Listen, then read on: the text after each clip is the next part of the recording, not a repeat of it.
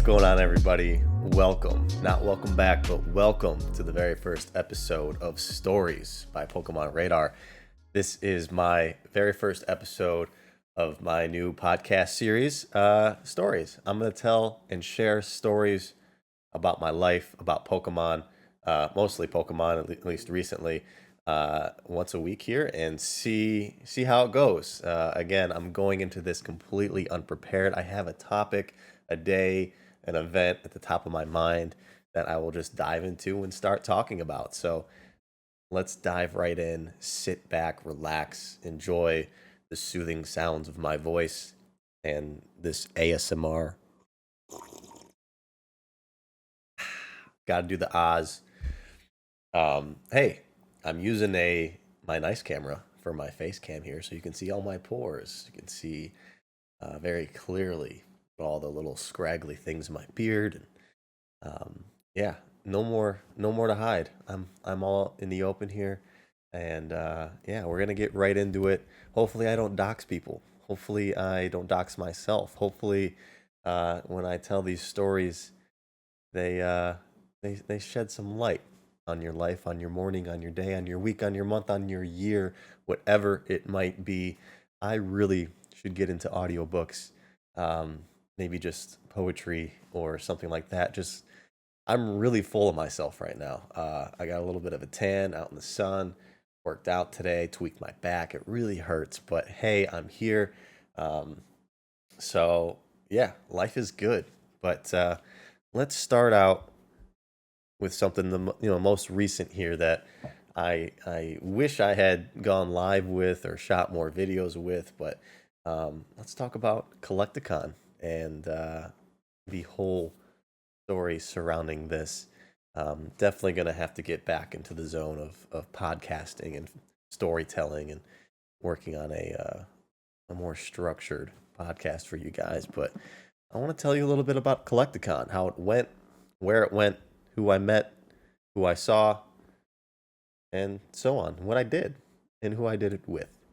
Um, that sounded odd. I didn't do it with anybody at Collecticon.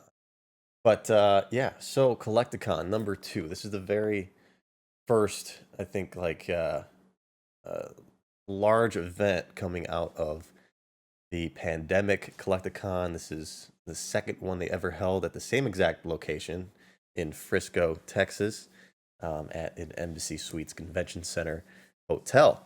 The very first one got a lot of flack for being quite early within the limitations being lifted in COVID. So yeah, what was I saying? Yeah, the very first Collecticon got a lot of flack because it was pretty early into the limitations of COVID being lifted.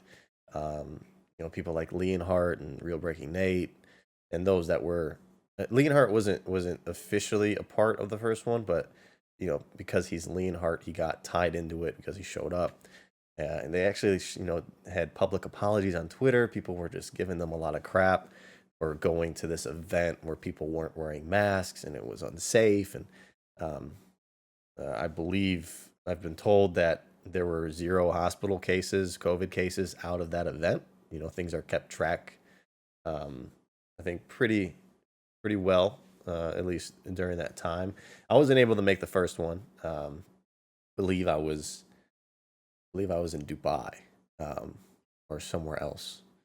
But yeah, I heard that the event it went well, the first one, and I was excited to see where the second one would go. And before heading there, talking to Gary, who's been a big part of this, as well as some of the organizers of the event, they doubled the size. Um, they brought in Super Duper Danny as well as Real Breaking Nate again, so that was really cool. Super Duper Danny is super duper. She's super cool, and I lined up a hotel room with Swolepoke, Jeremy, and we booked our flights to spend the weekend together, have a nice little bro date for the weekend. Jeremy and I do a lot of, well, at least in the past, we've done a lot together. Go to these events together, split, hotels and all that because we're just comfortable with one another, and it's a good friendship there. So happy to have that set up. It's always good to have friends to go to these things with, not only to save money, but also just to have like your one person or people to go get food with, to go do things with when you're bored at the event or um, tired or whatever. So they're long days at these events, but yeah. So Collecticon, man, huge event. I mean, it was shockingly really great. I knew that it was going to be bigger. Gary was telling me it was going to be great. I knew that old school Pokemon Nick and Zach Gem at Pokemon had their own table. Whatnot had a booth that I helped set up originally. Um, so I had my, Blake Martinez there, Craig there, and Chance from Whatnot there, and then some other familiar faces were going. So it was pretty, I was very comfortable going into it, thinking, this is going to be a fun weekend. Hopefully the event is cool. I'm sure there'll be some cards, some things to do, and I was really blown away by the amount of cards, of good cards. I mean, there were some unique things there that I wasn't um, expecting to see. So, day one, we flew in. Well, I guess I flew in, got my hotel at the Embassy Suites and my hotel room, and met up right away with Gary and not Shivam, and then who else was in there? I don't remember. But Shiv and I and Gary and a couple other people went into the convention center as people were setting up, and it was currently at that time it was cut off because there was another police convention going on, and this police convention had it was like it was super uppity. Like a bunch of people were dressed up. It was like tuxedos and dresses and all this stuff, and they had a nice fancy dinner. But they also had a room that was being built out as like a casino. There was craps tables, blackjack tables, uh, and I was really trying to get in there to play some blackjack, but they wouldn't let us in.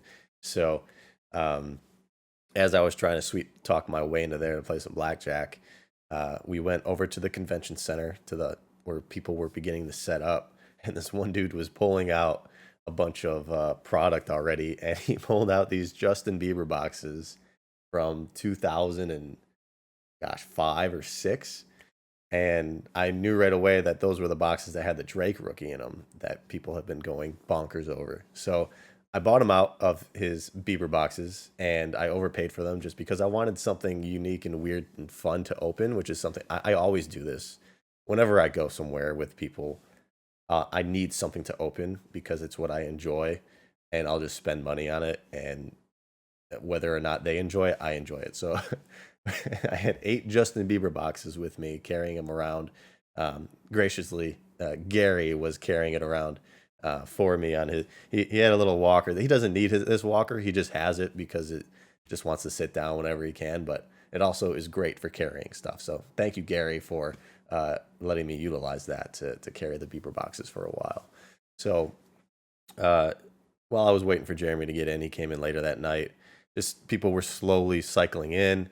We got some food at the hotel lobby. They had, I think every Embassy Suites has like a happy hour where they give free drinks for like 2 hours for a little bit.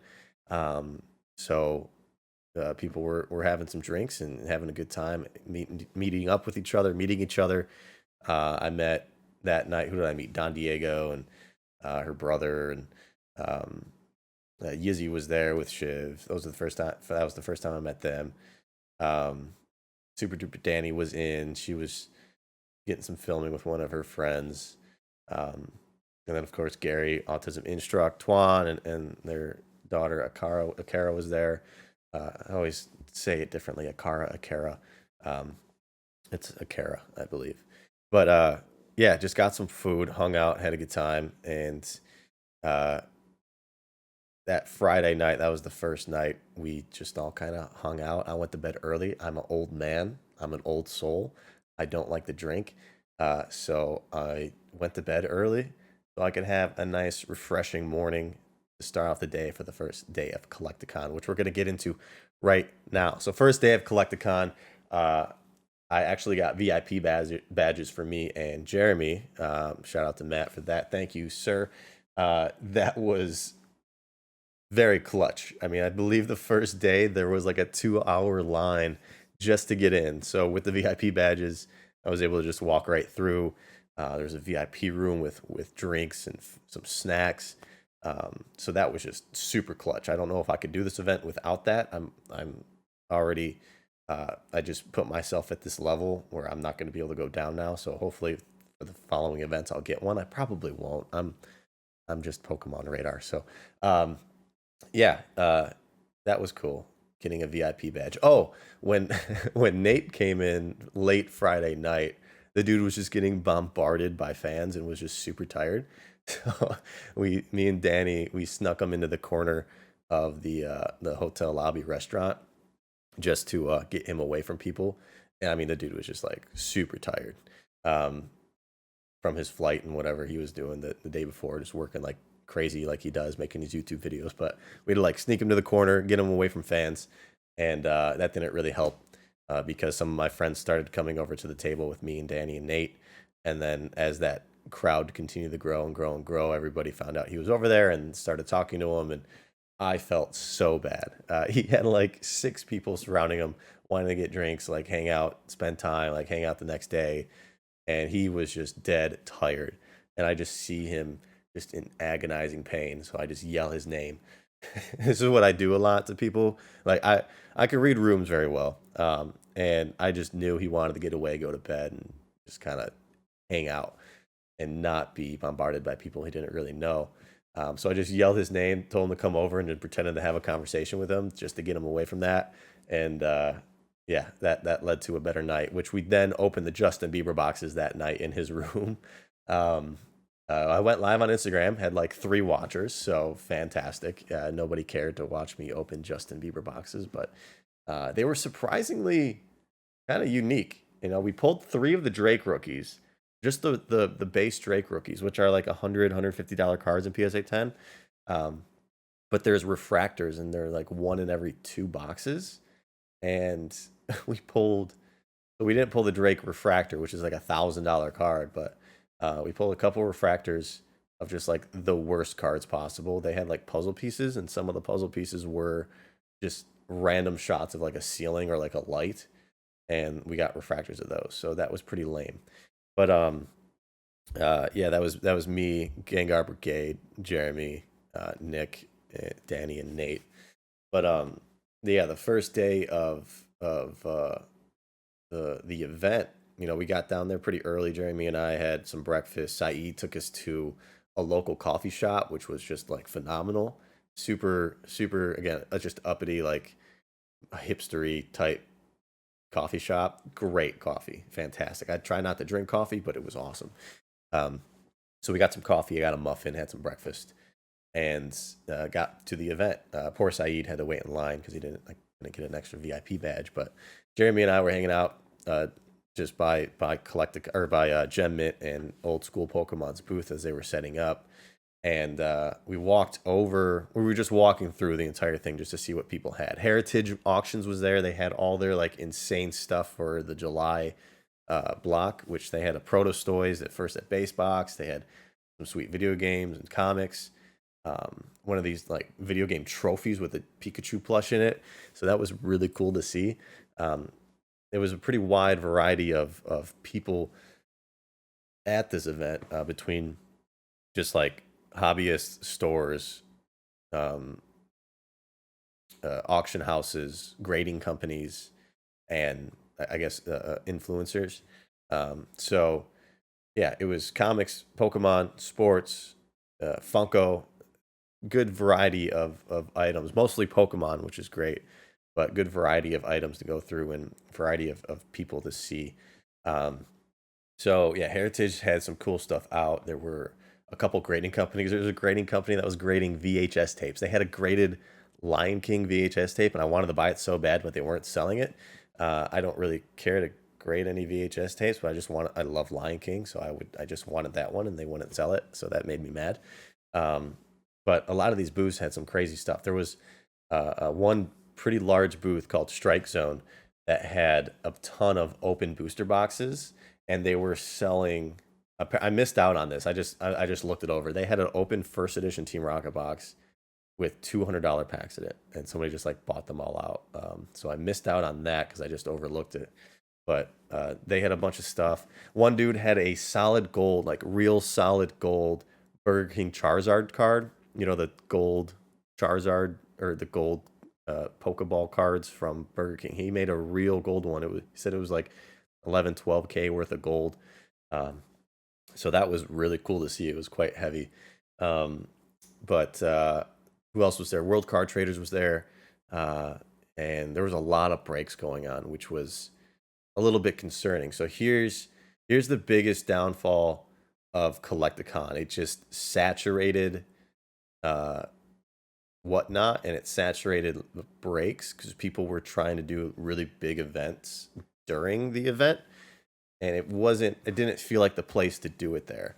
So Heritage had auctioned off packs for a base set box. There was an Aquapolis break, a Skyridge break. There were three Japanese base set boxes that were broken, two first edition fossil boxes, a Yu-Gi-Oh LOB box. Um, there was just so much going on. And this was all done on Whatnot minus the Heritage base set box, and it was just not.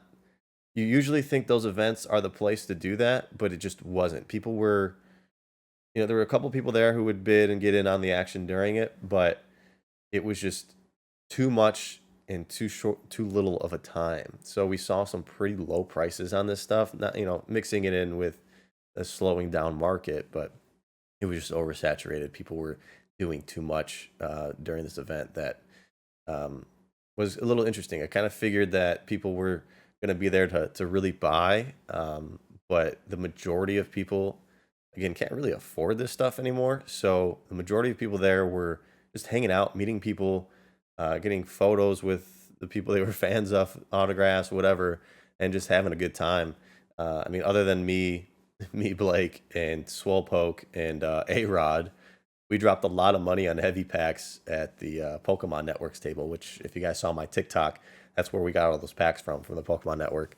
I think I spent 5 grand on Aquapolis heavy packs, Sky Ridge heavy pack, LC heavy pack, and I pulled super average stuff. I didn't, which is perfect, which is fine. I'm not going to recoup all my money, but I pulled pretty average hollows all the way through. Not any bad ones, but not any great ones. Unlike Jeremy, who pulled the Umbreon from Aquapolis, he pulled just a god pack of Expedition, the Pichu Hollow, Charizard Reverse, and a Blastoise non Hollow Rare. So he crushed it. That dude was super lucky during the weekend, which usually I have that luck, but it went to him, which is fine. I'm still a little salty. Um, but yeah, the whole like that was this dude had a case of just heavy packs, the Pokemon Network, and we were just so tempted to buy it all. And that's where you get me, at least. If you have heavy packs of stuff and we're at an event with a bunch of people, I will easily get persuaded to purchase and open these just to make some stupid TikTok or video. So yeah, I got to do better about that myself personally. Um, so that was like the first thing we did. I mean, our eyes just locked in on these heavy packs. We opened a bunch, and that was a lot of fun. And it kind of dried out my bank account or budget for that weekend right away. Um, so yeah, that first day, man. I mean, what's that dude? The dude that sang the Pokemon theme song was there. Um, he's a character. He's a character. I had a great time. That dude running around the whole event, singing the song, making up lyrics, grabbing people's phones and hats and stuff. He was a character. At least I can say. Didn't really spend any time talking to him, but he was at the booth next to Pokeju and Gem Mint and Old School. Um, but yeah, there was like a crazy line for Gary, Nate, and Danny throughout the entire event. They signed for like at least 5 hours, I think, each day, and they had a really solid line the whole time. Um, but surprisingly, I got stopped a lot. Like I to the point where I could have had a meet and greet booth and it wouldn't have been awkward. Like it would have been it would have been kind of sad still, but I would have had enough people come up and get pictures and signatures. So that was super cool. That's the reason why I'm really motivated to get back into doing this, is because I had a ton of people come up to me, stop me, take a picture, ask for my signature, and ask where the hell is Collectible Conversations in the podcast. So that's, yeah. Thank you guys. That's absolutely incredible. I didn't know that I was such a big shot. Just kidding. But yeah, so that was really surprising. Again, the fans of myself and the amount of high end items and variety of items at the event. So Collecticon definitely going to be going well and growing moving forward. I think they're done for this year, but they have more 4 or 5 events next year that they're working on. Um, so yeah, they did this whole well, Gary, I know Gary did his recap already, but he's kind of set up these booths around him, and he got MetaZoo really close to the front stage, which MetaZoo popped off at this event. I mean, I think if you give free packs of anything to people, they're gonna want to go to your booth. So they did exactly what no one else was doing, and that was giving away free stuff that also had value. I mean, from the morning each day, they had a solid line for the majority of the day. They were giving away free packs. They had Collecticon stamped promos. They had free stuff for their Patreon members. They had artists there doing sketch cards. This is Jeremy's right here. I still have to ship that out to him. Uh, and yeah, like MetaZoo crushed it.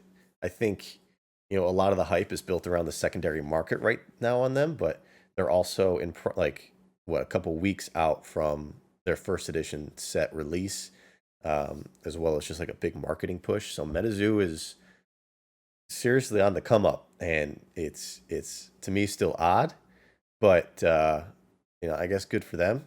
I mean, I enjoyed opening the packs. I enjoyed talking to the artist, talking to the creator. It was fine. It was good. Like, I still I'm still a little iffy about the mechanics of the game, but people were having fun opening, collecting, and just having something new to do. So that's all you can really ask for at this time, especially when we're getting so exhausted with Pokemon and other things. But um, yeah, dude, like, so that first day was just super long. We all just hung out, spent a lot of money, and then I think, yeah, so Saturday night was the night that we all kind of went out. Again, old man Stibbs or old man Radar uh, just didn't make it, but we went out to dinner to some fancy steakhouse across the street, uh, where Jeremy and I worked our magic. Jeremy worked his magic of swaying the hostess to get us a table, because it was packed. It was also way bougier than we thought. Everybody was wearing like again, suits and ties and dresses, and me and him were just in t-shirts and sweats, and everybody else was in like Pokemon gear. So it was kind of odd, but um, me and Jeremy were about to go on a mandate, just the two of us. And as we were walking out of the hotel, it ended up being like 10 people. So me and him went to go see if we could get a reservation or just get a table. And they're like, yeah, we can see two, but 10 might be difficult. And then Jeremy worked his magic, and we somehow got a table for 10 in like 5 minutes. Um, so that was pretty sweet. Shout out to Jeremy on swaying the hostess on that one. But yeah, steakhouse, incredible, phenomenal food, really expensive but phenomenal food. Um, uh, Jeremy and I still kind of had a mandate sitting on the end of the table while everybody else was doing their thing, but great food, like, but like some of the best. We got like this lobster and um, fillet uh, combo. So that was awesome. Great mashed potatoes too. Fantastic mashed potatoes. Um, but after that, we went. I don't know how this works and how this happened, but we went from this bougie, high class steakhouse, walked across the street to just the dirtiest, scummiest bar that I've been to. Well, that's not true, but one of the dirtiest bars I've been to, um, where it was like a Hooters times 100. And we were there with, it was me, Jen Mitt, old school, Go Dangers, uh, Swopoke. I forget some of Zach's friends. So we went there. It was just trashy and weird. Um, everybody was drinking. I wasn't. Again, I don't really drink, so everybody was drinking. Um, and Jeremy and I were like, "Yeah, this is weird. Let's just go play some pinball." So we played pinball. There's one pinball machine in the back by the pool table. So we played pinball for a while. Um, and as we were getting ready to leave, this one dude was just like blackout, fell over, hit his head on the table, cut his head open. They called an ambulance and a fire truck came, and we were just like, yeah, we're out, we're done. So as everyone else was drinking, Jeremy and I just bailed, went back to the hotel lobby. I hung out for a little bit. Jeremy went up to go to bed, but um, I hung out for like another half hour, and it was like midnight. And as I was going up to bed, I ran to the gym in again, and he's like, "Yeah, we're getting ready to go to Dallas." So all these guys went to Dallas at like midnight, and apparently came home at like 5 a.m., which I am just not into that at all. I have no interest in staying up that late and doing those things anymore. So they all had a blast. I slept like a baby. Sorry, Jeremy, for keeping you awake with my snoring, but yeah, fun night, fun day, first day. So we all woke up early morning, 7:30 a.m. Meet Gary at 7:30 a.m. down at the breakfast bar. So we that's just what he says. That's what he does. So we went down. Jeremy and I woke up early, got some breakfast with King Pokemon. Everybody else was, of course, asleep, sleeping in because they went to bed like 2 hours prior. And we got to meet his son finally, Pokemon Prince. We got to meet Gary's son for the first time. I've talked to him quite a bit on Instagram, but having breakfast with him was cool. Great guy, just positive energy, real cool. So got to meet him, have dinner with some other people. Um, and then just kind of round two of the event. I had to leave early on Sunday for my flight, but that was the day that we got our sketches from the MetaZoo artists. Um, we they kind of just did the same thing over again, where they sang the Pokemon intro song. They did the signings with Gary and his throne, uh, Nate and Danny up on stage. They did the base set box break on Sunday with that Heritage sold, and they did it on some new app that was a competitor to Whatnot that I've never heard of called like Drip. I don't think they pulled the Charizard. They pulled two Blastoise. Pokeju opened up some packs up there. Gary opened up some packs. DFW Pokemon opened up some packs. So it was just like a nonstop. Something was going on. People were screaming when something cool got pulled from someone's booth. So there's always excitement going on during the event days, which they went from like 10 to 6.